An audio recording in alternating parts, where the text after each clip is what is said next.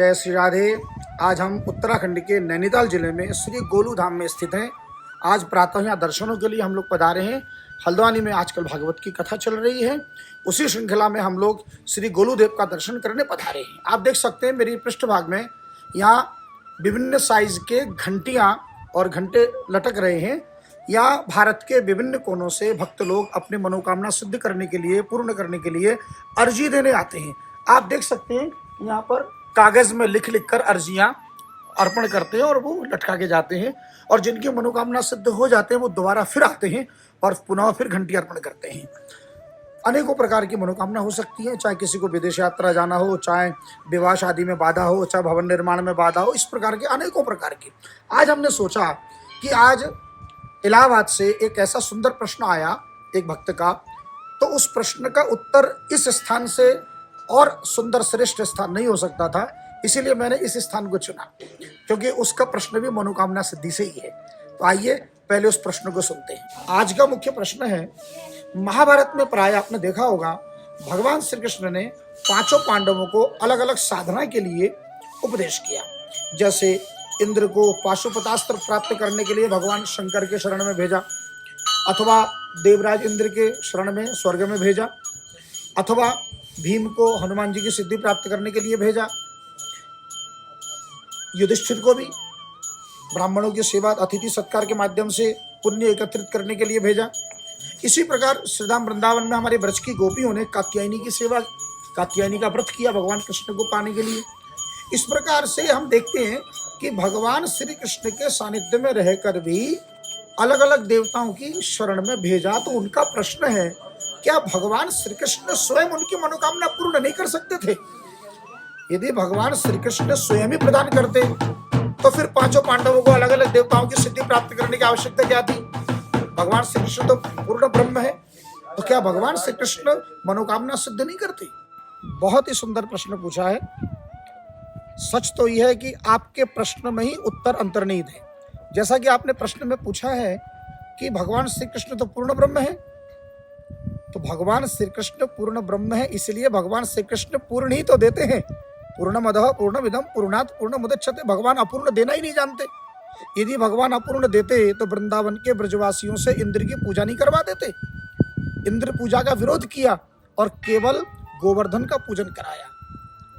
इससे स्पष्ट संदेश है भगवान का, यदि संसार की अपूर्णता चाहिए तो आप अन्य देवी देवताओं की शरण में जाइए, और यदि जीवन की पूर्णता चाहिए, भगवान श्री कृष्ण जिनके जीवन का एकमात्र उद्देश्य केवल कृष्ण हो, उसके अतिरिक्त जिनके जीवन में और कोई मनोकामना सिद्ध न हो, उनको केवल गोविंद की शरणागति ही लेनी चाहिए। और जिनको जीवन के छोटे छोटे मनोकामनाएं पूरी करनी हो, अब किसी को विदेश जाना हो, किसी को संपत्ति अर्जित करना हो, नौकरी चाकरी करनी हो, शादी ब्याह करना, ये सारे इस पांच भौतिक जगत की बातें हैं और यही सब छूटनी है। तो यहाँ की मनोकामना सिद्ध करने के लिए भगवान कहते हैं कि चलो कोई बात नहीं, आप इन देवी देवताओं के समक्ष में जाओ, क्योंकि इसका आदेश भगवान ने स्वयं भगवत गीता के 7वें अध्याय के 21, 22 और 23वें श्लोक में, यो यो याम याम तनुम श्रद्धाम श्रद्धार्चमुच्यते, भगवान स्वयं कह रहे हैं कि जो जो जिस जिस देवता की शरण में जाते हैं, मैं उसकी श्रद्धा उसमें स्थापित कर देता हूँ, और जो कुछ मैं देना जानता हूँ मैं उन देवताओं के माध्यम से उसे दिला देता हूँ। अर्थात आप यदि किसी देवता की पूजा कर रहे हैं और पूजा करके जो प्राप्त कर रहे हैं वह भी कृष्ण के द्वारा ही, मय्येव भीतानि तान, 22वें श्लोक में कह रहे हैं कि लभते च ततः कामान मय्येव भीतानि तान, यानी आपको जो कुछ भी मिल रहा है मेरे द्वारा विहित किया हुआ है, यानी वो निर्दिष्ट भी मैंने ही किया है। इसलिए किंतु साथ में भगवान ने एक छोटी सी शर्त लगा दी। क्या? बोले अंतवत्तु फलम तेषाम। आप भौतिक जगत की कोई वस्तु प्राप्त करेंगे तो उसका अंत निश्चित है, चाहे इस जन्म में अंत हो, चाहे 10-20 वर्ष में हो, किंतु जो कुछ भी आपने देवताओं से अर्जित किया उसको यहीं छोड़ के जाना पड़ेगा, आगे ले जाने की सुविधा नहीं है। किंतु भगवान श्री कृष्ण क्या कहते हैं कि जो पूर्ण रूप से मेरे शरण में आ गया वह परम धाम जाने का अधिकारी है, यानी पूर्णता को प्राप्त होगा, मोक्ष को प्राप्त होगा, उसका पुनर्जन्म नहीं विद्यते, उसका पुनर्जन्म नहीं होता। यही कारण है कि भगवान कृष्ण पूर्ण ब्रह्म है। और गोपाल सहस्त्र नाम में 120 नंबर श्लोक में कहा, उत्पत्ति स्थिति संहार कारणम सर्व कारणम गंभीर सर्व भावज्ञ सच्चिदानंद विग्रह। उत्पत्ति स्थिति संहार यानी ब्रह्मांड को बनाना, ब्रह्मांड की स्थिति और ब्रह्मांड का पालन और अंत में संहार करके भगवान स्वयं ही सर्व भावज्ञ, प्राणी मात्र के अंतःकरण मन के भाव को जानने वाले सर्व भावज्ञ और सच्चिदानंद विग्रह, वो सत्य चित आनंद स्वरूप। और जीवन का अंतिम अभिष्ट क्या है, अंतिम लक्ष्य क्या है? आनंद की प्राप्ति। अंतिम लक्ष्य घर नहीं है, अंतिम लक्ष्य पत्नी नहीं है। आप अपने जीवन में कोई भी प्रश्न अपने आप से पूछिए, आप क्या चाहते हैं, तो आपका अंतिम उत्तर होगा आनंद की प्राप्ति। यदि मैं आपसे पूछूं कि आप पढ़ाई क्यों कर रहे हो, आप कहोगे नौकरी के लिए। नौकरी क्यों? बोले विवाह के लिए। विवाह क्यों? संतान के लिए। संतान क्यों? अब क्या बोलोगे? बोले जी मेरा वंश चले। वंश क्यों? अंत में क्या उत्तर दोगे? आनंद के लिए। तो आनंद कहाँ मिलेगा? उस आनंद का महासागर कहाँ है? सच्चिदानंद विग्रह, इस श्लोक में कहा। तो आनंद का जो महासागर है वो श्री कृष्ण है। तो जिन्हें जीवन का यथार्थ आनंद चाहिए और संसार का भटकाव यानी 84 लाख योनियों का भटकाव जिनको नहीं चाहिए, ऐसे पूर्णता को प्राप्त करने के लिए केवल श्री कृष्ण ही अभिष्ट है। और यदि संसार की क्षणिक आनंद चाहते हो, क्षणिक वस्तु सुख चाहते हो, तो सुख के लिए आप कहीं भी जाएं। उसी श्रेणी में जैसे आज हम यहाँ गोलूदेव का दर्शन करने आए हैं, तो आप और यहाँ पर भी आप अपने इष्ट का प्रेम मांगिए कि मेरे राधा रमन लाल के चरणों में उत्तर उत्तर मेरी प्रीति और बढ़े। हे गोलूदेव मुझ पर कृपा करो, हे भोलेनाथ, हे माँ जगदम्बे।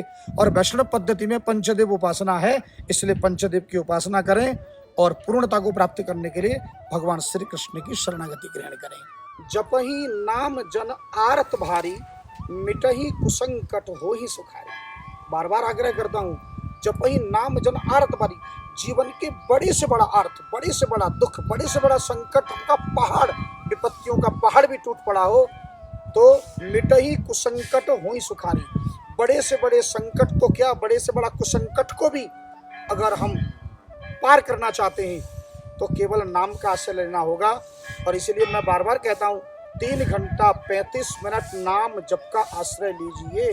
यदि आपको जीवन के समस्त सुख भी चाहिए, यह लौकिक और पारलौकिक परम धाम की एंट्री भी चाहिए, और जीते जी समस्त मनोकामना सिद्धि भी करने हो, तो केवल भगवान नाम का आश्रय लीजिए। और नाम मंत्र चलते फिरते उठते बैठते, कुछ लोग कहते हैं क्या बैठकर जपें। आप किसी भी मुद्रा में, किसी भी स्थिति में, स्नान किए हुए अशुद्ध स्थिति में, आप किसी भी परिस्थिति में लेटकर, बैठकर, उठकर भगवान नाम जप सकते हैं। नाम मंत्र में केवल एक बार ओम का प्रयोग करें, उसके बाद ओम का प्रयोग न करें, उसके बाद केवल नाम का प्रयोग करें। और किसी भी स्थिति में आज ही कागज उठाइए और नाम मंत्र प्राप्त करने के लिए हरे कृष्ण कृष्ण कृष्ण हरे हरे, हरे राम राम राम हरे हरे, इस महामंत्र को 540 बार लिखकर आप व्हाट्सएप पर मुझे भेज दीजिए।